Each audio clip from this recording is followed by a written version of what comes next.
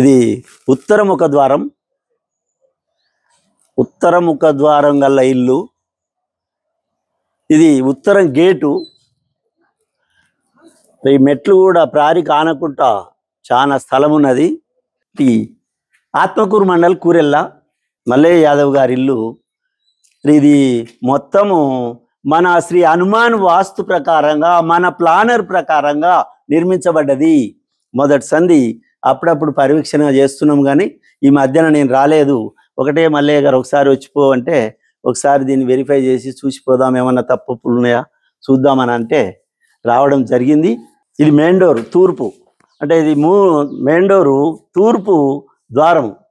తూర్పు ద్వారం కనుక దీనికి ఎదురుగా మల్లయ్య గారు వచ్చి ఫస్టే ఏం చేసిండంటే మెట్లు అవి పడమర వాయవ్యానికి ఎక్కుతూ ఆడ టర్న్ అయి మళ్ళా తూర్పు ఈశాన్యానికి వస్తున్నాయి.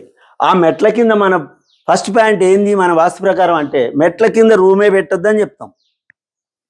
విధి లేదు, స్థలం లేదు అనుకున్న వాళ్ళకి మాత్రం ఏం చెప్తాం, ఇంటికి ఆనకుండా అంటే ఇంటి మధ్యన మెట్ల మధ్యన గ్యాబు, అంటే ఒక మనిషి పోయేంత గ్యాబ్ ఇచ్చి బాత్రూమ్ పెట్టమని చెప్తాం.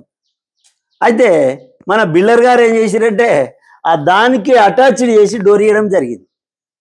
కనుక ఇప్పటికైనా దాన్ని సందు వచ్చేటట్టు ఏర్పాటు చేయండి, అట్లా ఏర్పాటు చేయాలి.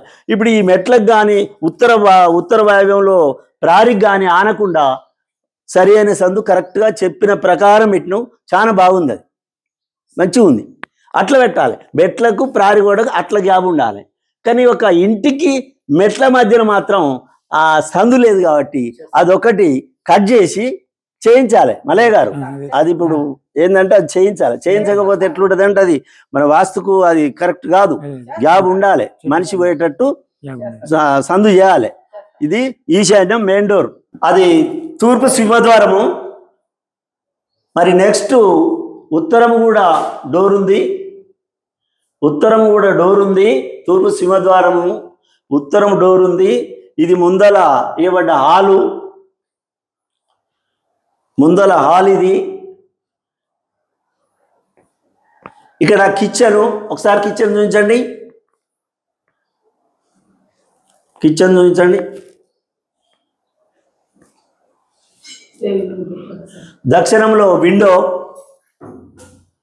ఉత్తర విండోకు ఎదురుగా దక్షిణంలో కూడా సరి అయిన వెలుతురునిచ్చే విండో.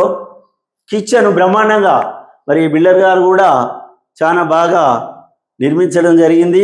ఇక్కడ గ్యాప్ ఇచ్చిరా గోడకు ఆనకుండా, అంటే పూజ రూమ్కి ఆనకుండా ఆ ఉత్తరము ఆ యొక్క ఆ స్టవ్ పెట్టే బండ ఏదైతుందో ఆ స్టవ్ పెట్టే బండకు దానికి ఆనకుండా గ్యాప్ ఇవ్వడం జరిగింది. కాబట్టి మంచిగా ఇక్కడ కూడా డిజైన్ బాగా ఇచ్చింది. ఎంత మంచి కట్టిందంటే ఈ కిచెన్ మాత్రం మంచిగా ఉంది. ఓపెన్ కిచెను బాగుంది. తూర్పులో పూజ రూమ్ ఇవ్వడం జరిగింది. తూర్పులో పూజ రూముకు చూడండి, తూర్పులో పూజ రూముకు కింద మెట్టు లేకుండా, దిమ్మె లేకుండా, మీద సెల్ఫ్ ఇచ్చి ఇలా చేయాలి. కానీ కింద మెట్టు ఇవ్వద్దు. ఆయనతో మాత్రం ఇంచు మెట్టు కూడా ఎందుకు ఇచ్చారు?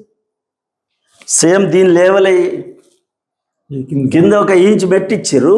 ఆ మెట్టు కూడా లేకుండా సేమ్ ఈడ ఏ లెవెల్ ఉందో ఆ లెవెలే అందాక ఉండేటట్టు చేస్తే అది చాలా బాగుంటుంది. మల్లయ్య గారు ఎట్లా అనిపిస్తుంది నీకు?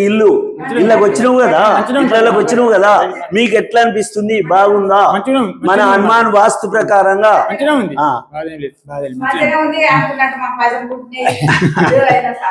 అదే మంచిగా ఉండాలి, మంచిగా ఉండాలి. మన వాస్తు ప్రకారం నిర్మించినాం అంటే అది బెడ్రూము, మాస్టర్ బెడ్రూము, దానికి అటాచ్డ్ బాత్రూము, దానికి దక్షిణ అగ్నిలో ఇయ్యబడ్డ కిటికీ, విండో, ఉత్తర వాయవ్యంలో బాత్రూము. ఇది నెక్స్ట్ సెకండ్ బెడ్రూము, వాయవ్యంలో ఉండబడిన సెకండ్ బెడ్రూము. మరి బాగుంది కనుక మల్లయ్య గారు ఎంతో సంతోషంగా ఎన్నోసార్లు నన్ను రమ్మనడం జరిగింది. కనుక మరి అప్పుడు ముగ్గు పోసినాం, మధ్యాహ్నం ఒకసారి వచ్చిపోయినాం. అయినా బిల్డర్ గారు కూడా ఓపికతోని మంచిగా చెప్పిన విధంగా చేసిండు. బ్రహ్మాండంగా ఇలా నిర్మించుకుంటే మీకు జీవితాలే బంగారం లెక్క ఉంటది, బాగుంటది. మల్లయ్య గారు ఇంకేమైనా అవకతవకలు ఉంటే చెప్పండి. ఏం లేదు పటేల్, మంచిగా ఉంది కదా మీకు, అన్ని విధాలు మంచిగా ఉంది కదా. నాకు మంచిగా, నాకు మంచి అన్ని తీర్లు మంచిగా ఉంది మాకు. జై శ్రీరామ్.